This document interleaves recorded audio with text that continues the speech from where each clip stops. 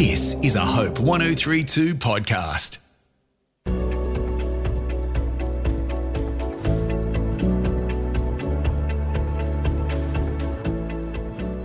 I'm Georgia, and welcome to Finding Hope, the podcast that swaps out the depressing news headlines for stories of hope that won't make the front page. Each episode, we meet someone who's had a bit of a hard road but has found hope and healing along the way, and hopefully they inspire you to look for the good in your own life as well.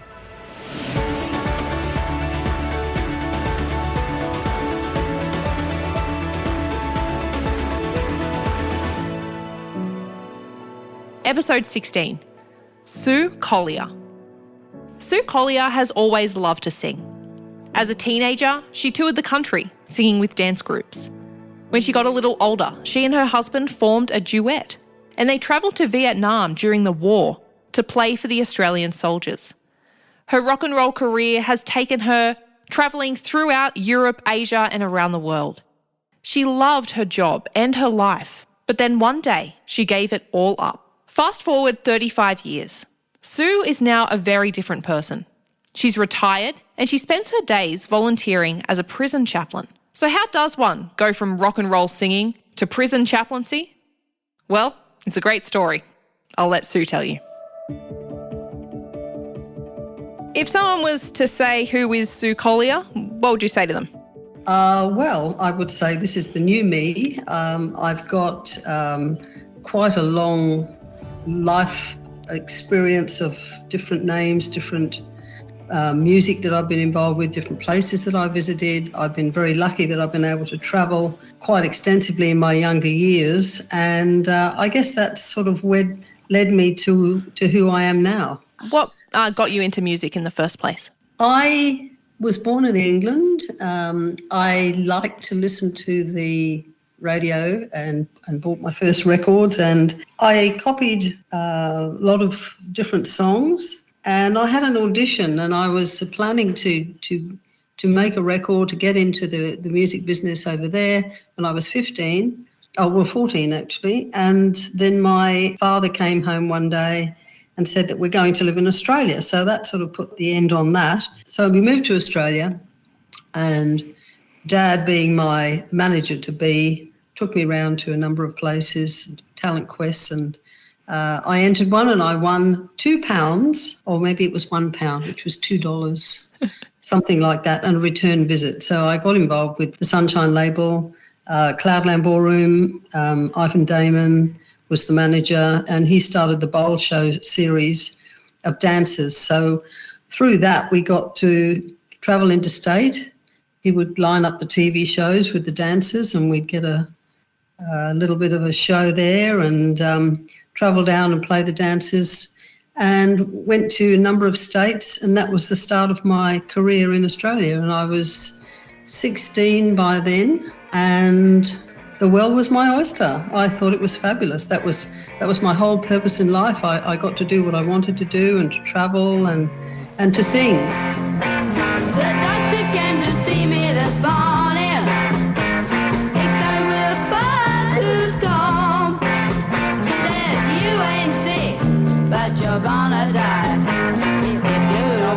Baby back home. No, no, no, no, no, no, no, no, no, no, no, no, no, no. Soon, Sue's music career would take her to new heights beyond our Aussie borders. She married musician Royce Nicholas, and they became a duo, Tony and Royce.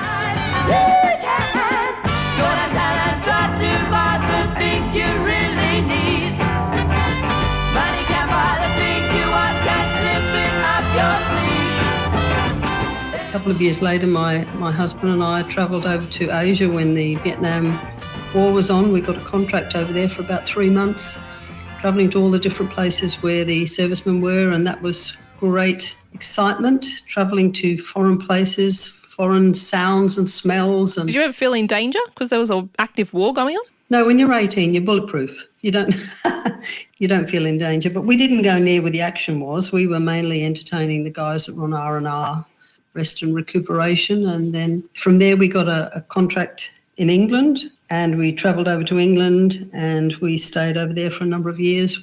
There was a military circuit also going out of Germany, so we went and played for the American servicemen over in Europe. So we got to visit a lot of different countries over there. I had family, of course, still in England, and we went and stayed with various relatives and we played the clubs over there, and then returned to Australia via Asia again. We came back and redid the circuit and went to Sydney, where we lived for a number of years working the club circuit. The jet threw up the spray and I was on my way, going home to Australia again. You have lived quite a life musically. Why on earth did you stop? Well, that was unfortunately due to my husband's ill health. At that time, he was diagnosed with multiple sclerosis and he became very unwell. We did, in between that, we came back and we were working with children. We started working with children on the school circuit for the Arts Council. So we got to travel Queensland, New South Wales, Northern Territory, Tasmania. We did quite a few tours over about 9 years. Unfortunately, Royce wasn't able to continue because of his health, so we had to retire. So we went and lived in the country, a little place called Toowoomba in Queensland, and we stayed there for about 32 years. That became home, and I had to find other forms of work. So that's, I guess, how I got involved more with people, pastoral care, kids, youth, disability. I had a number of jobs because being an entertainer, when you sort of front up and say, well, I've got to do something else, it's what is your experience? Where is your piece of paper? What have you done? So that also led me into doing some training. So I worked with disabilities as a residential care worker. And then that led me into the primary and high schools with disabled children, working in the special unit. And I really enjoyed that. And then a friend of mine was a youth worker and he said, why don't you come over and join us, because we're always looking for people. So the last part of my life, I was mainly a shift worker. I was doing round-the-clock shifts, which is pretty tough, and trying to raise the 3 kids on my own after Royce went into permanent care because he was unable to walk or to function very well in a home that wasn't set up for wheelchairs and that sort of thing.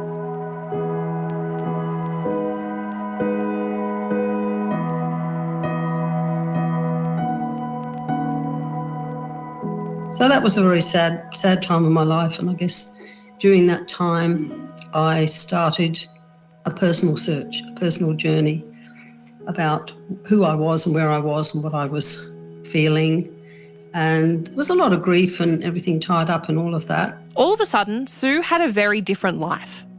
A single mother, grieving the loss of a husband that was still alive. And she began to look for comfort, something greater. I had started going to church with a friend that had invited me to go with her, and I found what I was looking for. I found that emptiness that was inside was kind of filled by reuniting, I guess, with my faith, because as a child, like many of us did, church was part of our life, and Girls' Brigade and brownies and scouts and all the things that go with church, you know. So I did have quite a good background, but I needed to grow up in that, make a personal decision, which is what I did. In that moment, Sue was made new, and she was part of a brand new world that she didn't even know existed. From there, I found that there was a whole new, different sort of music and a whole new audience. And one of the things I was saying to someone the other day, when you start on that journey, you find that there's a whole family there as well. And leaving England and all our relatives and grandparents and cousins and aunties and everything, I think had been a bit of a wrench in your teens, you know, when you've left your school, you've left your friends as well, and having to sort of remake all that. So I found that through the church that there was family there, and that helped me to grow and to learn and to study. And then my songwriting sort of became more, I suppose, in the forefront, whereas I started getting ideas and writing things down, and I was able to put some writing together. But until now, Sue hasn't released a single word of it. She's been on a hiatus from the music world for 35 years. So, what made her release this music now? Well, that's a whole other story. I was visiting one of the correctional centres. It was a youth prison, and we went with the church. We went there to do some singing for Christmas, I think it was. And I found another whole ministry there that really, I guess, I felt that it was a calling to follow further. So that's what started me on my road to chaplaincy, which was, I began in 2017 with Inside Out. And Inside Out Prison Chaplaincy has been running since 1978. It's a not-for-profit charity and outreach of the Queensland Baptists. We have over 30 chaplains, men and women, and we go into the 17 prisons between Mareeba and the Gold Coast with pastoral care. So we're mainly there to listen and to share maybe a little bit of our story and to help people come to, I guess, another journey, another path that's going to help them. When you start going in, you really see the need. You see the need of people that need a new way. And we go in there with hope, and we share the love of God, and we have church once a week. And it's amazing, the difference that can make to people. Just sitting down, listening to their story, offering them support, and maybe, we're not there to advise anybody, but the need is so great because of the overcrowding that has been, especially in this last few years with COVID. It's been such a stressful time for people, and drugs, mental health, all those sorts of things, the court system's crowding, people are waiting longer and longer to get their sentences heard. And so the frustration and the despair that's in there is really what keeps us going, I think, where we can say, look, there is a better way. If you trust God and you start learning more about him and put your trust in him, he can help you. Have you found that people have been receptive to that, to learning about God? Absolutely. We are provided with a lot of literature and Bibles through the Bible Society, Gideon's, Daily Bread, a lot of books and things that are available to help them. And if you're in a small space for a number of hours and you've got nothing to do, reading becomes very important. So we've seen a lot of changes in people, and that's what keeps us going, because they become then the helpers to the new ones coming in, and especially the young ones. It's so sad when you see people separated from families at times like this, especially Christmas, people separated from their children, their wives, their parents, and they need something to hang on to, something to keep them going, and to just show them that there is a better way. Sue, now retired, spends many of her days volunteering in a setting where hope is so desperately needed, where people have often lost everything. I think it's very similar to, say, the grief journey, where you get in there, you think, I can't believe this is happening, a bit of a shock. The noise, there's a lot of noise because you've got lots of people crammed into small spaces. The doors banging and having people organise your life. You lose your own clothes, you sort of wear what everybody else wears, you become a bit lost in the identity thing. My appreciation of the officers and men and women that work there is huge, because they have to deal with so many stressful situations, and generally they do a really good job managing. But the mental health is really a one-on-one thing. It's themselves. They have to want the help. We don't push help on anybody. We're there and available if they want to come and talk. And there's also, the mental health team there that work on the inside. But I think then they come to a point of acceptance, and every little bit of news is good. My court case is coming up. I spoke to my lawyer. I was able to get a letter from family or something like that. Just little things like that make so much difference. And this year at Christmas time, the calendars go in and the Salvation Army packs go in, and they are presented with a little bit of something Christmas cheer, and that all helps. But it's just the long haul, the waiting and not knowing what's going to happen. But with COVID, even small bits of news can be hard to come by. I mean, it's frustrating outside as well as inside. And so if you can imagine that magnified, if you're in a place where you can't do anything to help, then, you know, the frustration grows. But we've seen some really, really good things happen there, you know, and we pray and we ask God to guide us to the people that we need to see. And sometimes they just come along and we go, oh, we were just looking for you. And I guess that's the theme behind the title track of my CD, You Might Be the One. It's like, you know, God is the shepherd and he's out there looking for the one.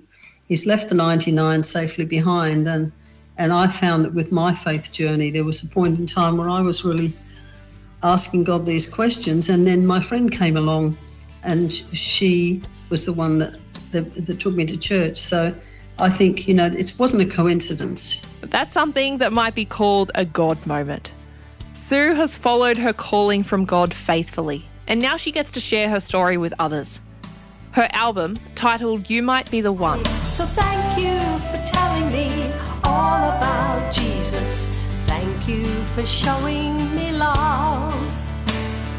Thank you for giving me this opportunity, how to reach heaven above. My music is more or less a storytelling, you know, with the things that I've written. It's not sort of background music. It's not really even everybody sing-along type of music. It's more or less telling a story with a message. And I think that's the message that I have in this particular collection, which is very different from the music that we used to play in the 60s, where it was mainly dance music.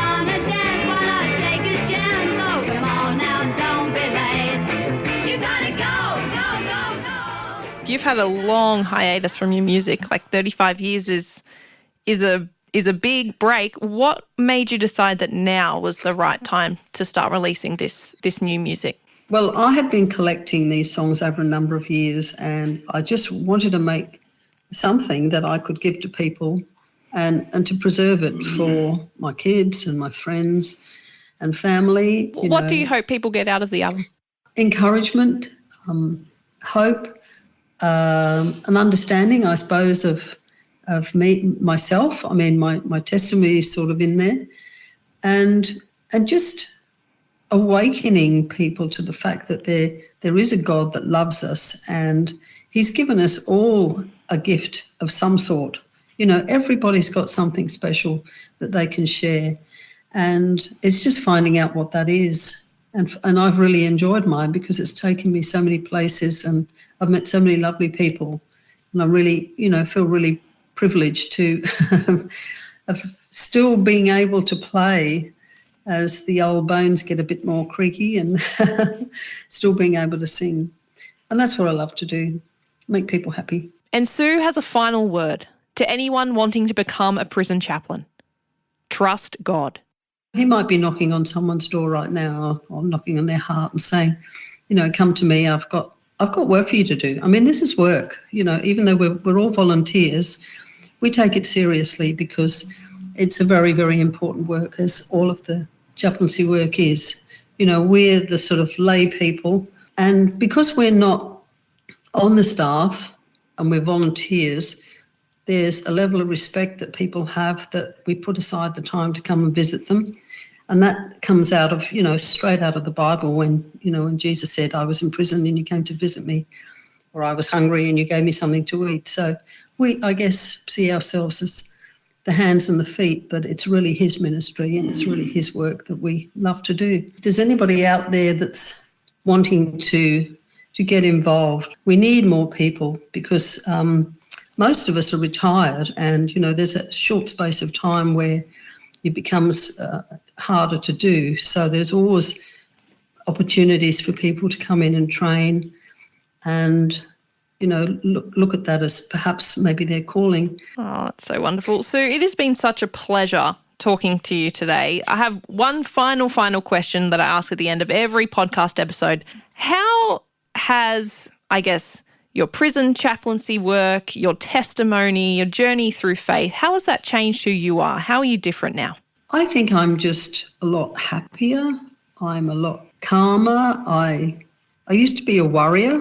I used to worry so much, and, I worried about my family and worried about everything.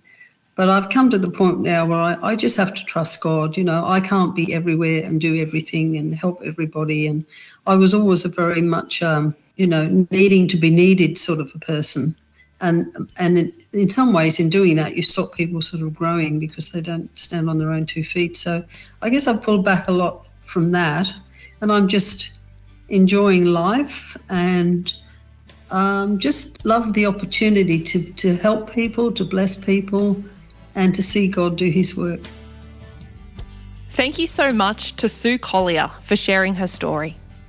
I actually have 2 copies of Sue's new album, You Might Be the One, to give away.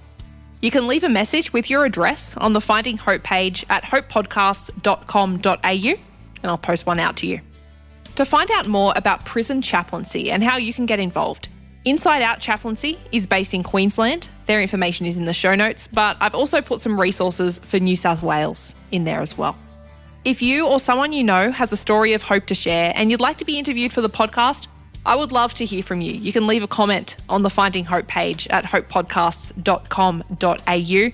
And if you like this episode, be sure to subscribe to get future episodes in your feed. Tell a friend about it as well, and you can leave a review on whatever platform you're listening from. Tell us what you love about the podcast and what you might like to see in the future. I'd love to hear your feedback. I'm Georgia, and thank you for listening to this episode of Finding Hope. I'll leave you with this verse. The Lord hears the needy and does not despise his captive people. Psalm 69, verse 33. Catch you next time. Will be saved, so thank you for telling me all about Jesus. Thank you for showing me love. Thank you for giving me this opportunity, how to reach heaven above. So thank you for giving me the opportunity, how to reach heaven above. This is a Hope 1032 production. Thanks for listening.